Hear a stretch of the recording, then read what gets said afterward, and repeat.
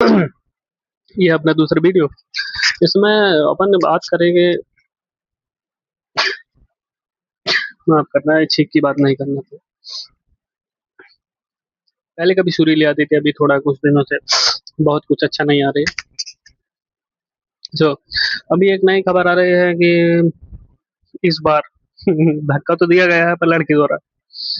धक्के देने की भाई बहुत बड़ा फियर क्या होता है कि आपको लोग बताते हैं कितने लोग हैं इस जगह पर, और आप जिस पे काम कर रहे हैं शायद आपको फेल होने का चांसेस है। बेशक वो एक अच्छी बात है, पर आपको सिर्फ फेलियर की तरफ नहीं देखना। फोकस जो होता है वो कॉन्फिडेंस से आता है। कॉन्फिडेंस आएगा आपको मेहनत करने से। जितना आप मेहनत करेंगे आपको अपने आप समझ में आता जाएगा कि आप एक अच्छे फेज से गुजर रहे हैं।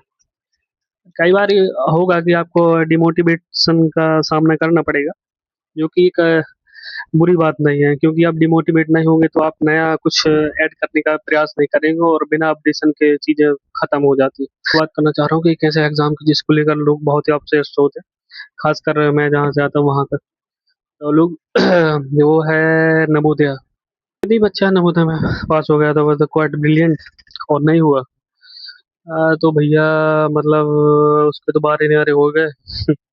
जिसका हो गया, लोग मानते थे कि मतलब हम लोग को बताया गया था कि यदि आपने नवोदय का पेपर निकाल लिया तो मतलब समझ लीजिए कि आपके जीवन सेट है, मतलब आपका तो आपने अब जॉब लगना है पक्का है। तो हम लोग को लगता था कि शायद हम लोग नहीं निकल पाए। ऐसा मेरा तो समझ लीजिए कि बेटिक में चल रहा था, मेरिट नहीं हो पाया था। और मेरे को लगता है मेरा जीवन में शायद नौकरी होगी नहीं। हालांकि अभी भी नहीं हुई, ऐसा नहीं सोची कि अभी हो गई, पर मैं प्रयासरत हूँ। तभी मेरे मन में एक दिमाग में डाला गया कि कुछ बच्चे जो रहते हैं बहुत क्रीम होते हैं। यार जो क्रीम नहीं होते हैं उनका छाछ है, छाछ है वो लोग। तो परेशान नहीं होना है। आप लोग क्या है अलग अलग तरीके से काम करते हैं। क्रीम का अलग यूज है, छाछ का अलग यूज है, कर्ड का अलग यूज है। Uses are vary person to person. तो आप किस प्रकार के पर्सन है आप बता सकते हैं जैसा बनना चाहते हैं। खैर,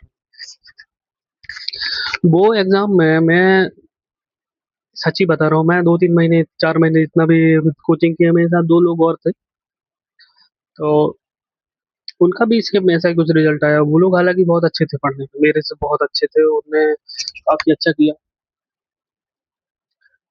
पर हम लोग क्या है, अनफॉर्चुनेटली हम लोग नहीं निकल पाए, तीनों लोग नहीं निकल पाए। तो मेरे को लगा कि यार दुनिया रुक सी गई है कि यार अपन एक एग्जाम नहीं निकाल पाए। उस समय गलत चीज है ये कि आप एक बच्चे के दिमाग में ये डाल रहे हैं कि आप हार चुके। हारता कोई नहीं, कंपटीशन है, और कंपटीशन में क्या है, या तो कोई जीतता है और कोई सीखता है। तो हारने की तो यहाँ पे बात है ही नहीं, होना भी नहीं चाहिए। क्योंकि कंपटीशन की आप बात है तो उसको नहीं बताएंगे कितना कंपटीशन है, किसी को जीतने का तो सब बताते हैं कि ऐसे जीतना है वैसे जीतना है। सबसे बड़ी बात होती है कि आपको हार जाने के बाद मतलब कैसे उसको ओवरकम करना है, कि आपकी ये हार नहीं हुई।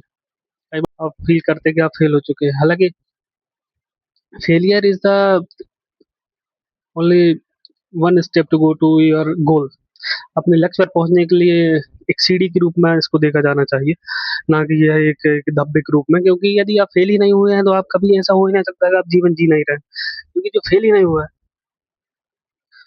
जो फेल नहीं हुआ है तो वो पास भी नहीं हो सकता। आई थिंक सो, क्योंकि कई बार ही होता है कि आप गलतियां करते हैं, आप गलतियों से सीखते हैं, गलतियां सुधारते हैं, उससे आप सीख जाते हैं। कभी भी ऐसा नहीं सोचने का कि आप बेकार हो गए। एक पुरानी कोट्स है कि पतंग को जितना आप ढील देंगे वो उतना दूर जाएगी, पर उसका बांधा रहना जरूरी है। मतलब ये है कि आपको अपने बेस से कभी न कभी छोड़ने का प्रयास नहीं करना है, क्योंकि वो जो बेस है आपको हमें संभाले रखता है। तो वह उस बेस की जड़ें हमारे संस्कारों में जाती हैं जो आपके माता पिता ने आपको दी हैं। अभी जेनजीज लोग जो है नए, उनका मैं बहुत सम्मान करता हूँ। हालांकि वो उन लोग के पास आइडियाज जो है वो बहुत अट्रैक्टिव। तो जो क्या है कि पुरानी जनरेशन है उनको शायद वो पसंद नहीं आते, इसलिए वो लोग उनको इतना ज्यादा तवज्जो देते नहीं। खैर, उसमें सबसे मेन दिक्कत आती है हिंदी। वो इंग्लिश मीडियम में पढ़ रहे हैं। एक बच्चा 12 साल तक इंग्लिश मीडियम माहौल में पढ़ा। आप आपकी उम्र है 65-70 साल, आप उसको जस्ट आके काउंटर करते हैं कि यार ये हिंदी में पढ़ के बताए। यार वो कैसे पढ़ेगा? ना उसको किसी हिंदी पता है, ना कुछ है ना कुछ है। पहले क्या है कि गांव में वो रामायण का पाठ होता था, तो उसमें क्या बच्चे पढ़ते थे, मजा करते थे, सीख जाते थे। माहौल का बहुत फर्क पड़ता है। अभी इंग्लिश मीडियम स्कूल में वो सुबह से शाम तक रह रहा है, शाम के टाइम आया उसने होमवर्क किया, वो भी हिंदी में है नहीं, तो कैसे बच्चे सीखेंगे?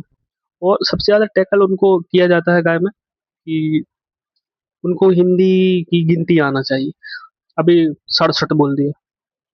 अरे मालवा में होता है कि सड़सठ बोलते हैं, हालांकि उसका है रियल प्रोनाउंसिएशन 67 है। तो 67, 68, 69, 69 बोले तो मालवा। बाकी नॉर्मल जहाँ भी आप देखेंगे तो एमपी के अंदर 69 प्रेफर किया जाता है बोलने के लिए, लिखने के लिए। तो उनको इस तरीके से मत छेड़ें, ये मेरी आपसे बहुत गुजारिश है, क्योंकि उनको जिस प्रकार से आप सम्मान चाहते हैं उस प्रकार से गालियां आती, तो वो इतनी प्रकार की गालियां दे सकते हैं आप समझ नहीं सकते। और उनके लिए गालियां देना मतलब एक गुस्से का प्रतीक है। वो ऐसा नहीं कि वो भावनाओं में भावनाएं भर के अपनी आपको बोल रहे हैं, वो गुस्से का प्रतीक है। जैसे झुंझला जाते हैं, पहले हम लोग कह देते थे कि माफ करिएगा मैं एक गाली बोलने जा रहा हूँ उसके, कुत्ता। तो उनके लिए वो जो गालियां हैं, जो बड़ी बड़ी गाली है, वो उनके लिए वो कुत्ते की इंटेंसिटी बराबर ही है। इसलिए आप उनसे बचें और उनको ज्यादा ना छेड़ें, क्योंकि वो अपने जनरेशन के लिए उसी दिमाग को दिया है जो मालिक ने तय किया है उनका दिमाग, उनका सरोकार किस चीज से होना चाहिए। क्योंकि आगामी समय में आपका पुराना है तो कुछ चलेगा नहीं, क्योंकि अपडेशन बहुत जरूरी है। अभी भी E85 आ चुका है, तो E85 15% कम है, तो 100% इथेनॉल का मैं समर्थन करता हूँ। पर बात यह है कि इथेनॉल इतना अच्छा भी नहीं है। अच्छा होता तो इतनी सारी बातें होती ही नहीं। यार ये तो जन जिसका बहुत सम्मान करिए, क्योंकि यदि आप सम्मान नहीं करेंगे तो वो तो अपमान आपका करेंगे। सम्मानित जन जितना सम्मान चाहते हैं उनको, सीधे सा बात है कि नई जनरेशन को उंगली ना करे। हो सकता है आपके समय में कंपटीशन इतना कम रहा हो, सीटा ज्यादा रही हो, तो आपको नौकरी मिलते मिलते रहेगा ही हो। आपने चाहे नहीं हो कि हम उसको एडमायर करेंगे कि हमको चाहिए। पर इन लोगों को बहुत स्ट्रगल है, क्योंकि आप देखिए कि वही नोट्स हम पढ़ रहे हैं, वही लोग दूसरे पढ़ रहे हैं। अभी किस्मत का फेर ये है कि उस समय किसका प्रेजेंटेशन कितना सही है, इस पे तय कर रहा है कि रिजल्ट किसका बनेगा। तो सब अपने अपने स्तर पे मेहनत कर रहे हैं, सब अलग अलग तरीके से मेहनत कर रहे हैं। जिसने पढ़ाई नहीं करी है, ऐसा नहीं है कि वो बेकार है, वो भी अपने फील्ड में बहुत कुछ अच्छा कर रहे हैं। क्योंकि यह भारतीय अर्थव्यवस्था को चलाने के लिए यदि कोई अ, 4 लोग चाहिए होंगे, तो उनमें 3 वो लोग होंगे जिनने अपने समय से पहले पढ़ाई को छोड़ के अपने काम धंधों में अपना सारा समय दे दिया। तो इसलिए उनको बेकार ना समझे यार। जो पढ़े लिखे लोग हैं, मैं मानता हूँ कि यार आप पढ़े लिखे हैं, पर वही बात है कि आपकी डिग्रियां कोई काम की नहीं है यदि आप दूसरे व्यक्ति का सम्मान नहीं कर सकते। क्योंकि मानवता ही सबसे बड़ी डिग्री है, जो व्यक्ति को व्यक्ति बनने के लिए, मनुष्य को मनुष्य बनने के लिए, मनुष्य को मानव बनाने के लिए बहुत आवश्यक है। तो मानवता को मैं पहले नंबर पर रखूँ।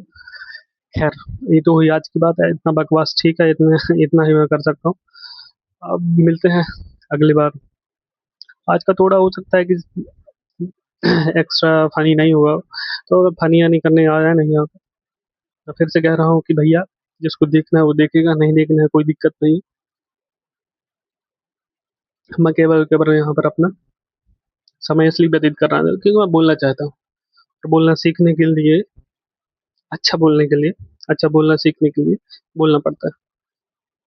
तो जो शून्य है वो हमेशा शून्य नहीं रहता है। से अनंत तक की जर्नी को ही तीर्थ कहते हैं, महातीर्थ। शून्य से अनंत तक की जर्नी को महातीर्थ की संज्ञा प्रदान करता हूँ। ये मेरी परिभाषा है, जिसकी परिभाषा में फिट नहीं बैठती उनको वो अवॉइड कर सकते हैं। धन्यवाद।